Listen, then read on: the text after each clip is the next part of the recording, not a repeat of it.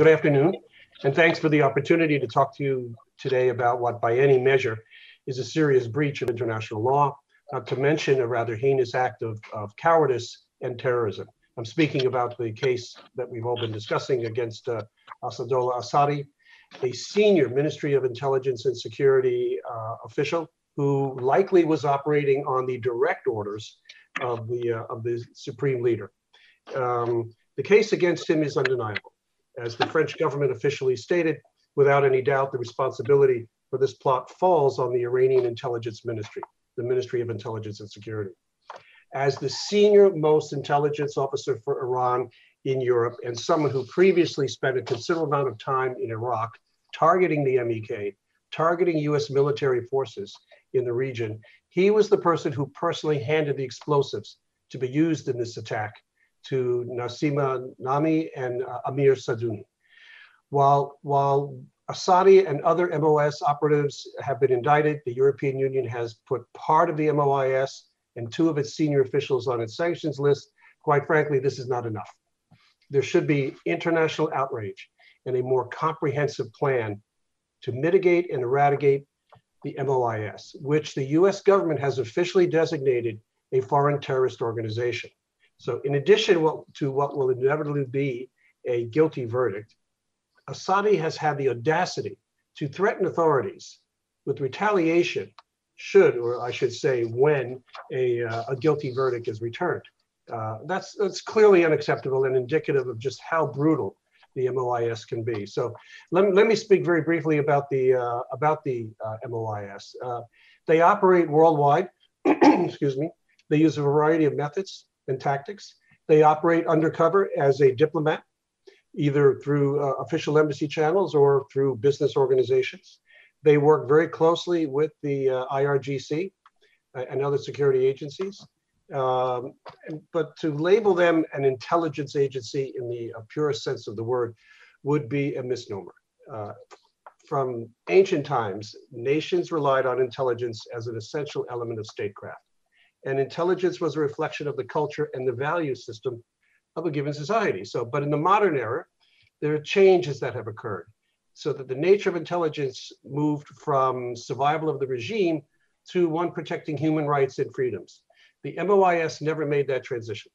They see their only reason for existence as being the protection of the regime and the eradication of its enemies. So a legitimate intelligence service should therefore reflect the principles, the aspirations, and the ideals of its people, not oppress them.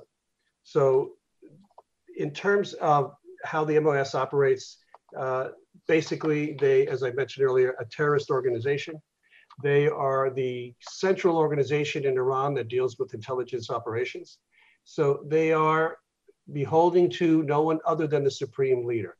So in 1996, by way of background, the Iranian government created an organization called the Supreme Council for Intelligence Affairs. They put this entity under the MOIS.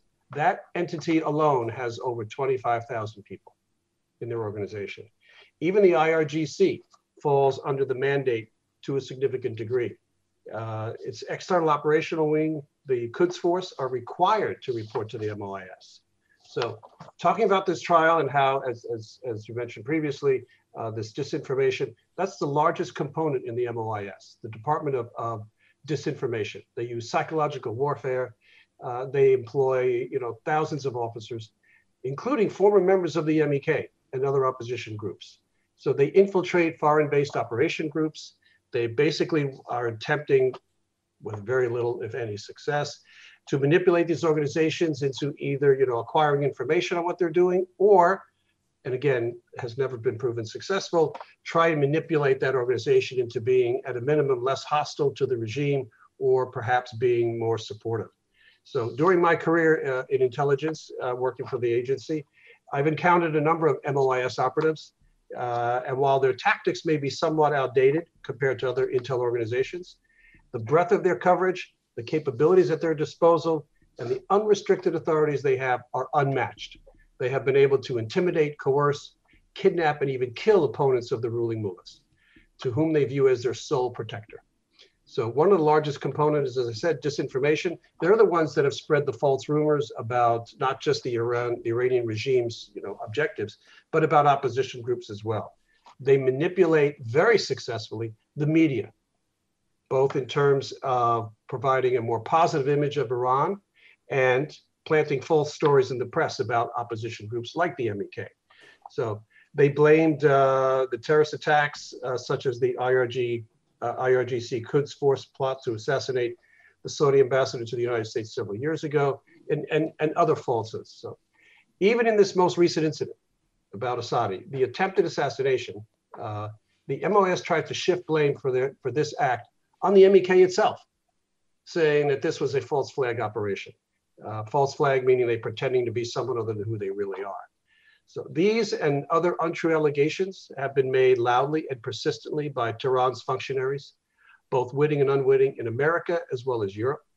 The MOIS is a sophisticated service and quite subtle when trying to influence the media and policymakers into adopting their lies. These lies are spreading not just in various blogs and social media, but been picked up by the mainstream media, from CNN to the New York Times. They are designed to present a different face of Iran, to depict those that stand up for democracy, for basic human rights, freedom of expression, freedom of association, to be free from arbitrary arrest and detention, as well as torture, and depicting them as subversives, as terrorists. And the chain of command, let me conclude with this. The MOIS literally is above the law. They are accountable only to the supreme leader.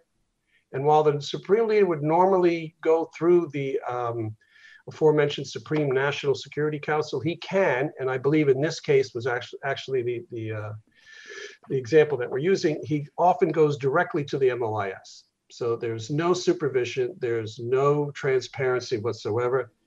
And given the fear that the Iranian regime has about the MEK and about pro-democracy movements in the country, in the world rather, it gives the regime, great concern. They are concerned about survival. And if you look at the uprisings that have occurred in Iran over the past few years, looking to, not overthrow necessarily, but to change the regime into a more democratic one, they are extremely frightened, extremely frightened. And they see the MEK as the largest entity that represents the will of the Iranian people themselves for a free and democratic Iran.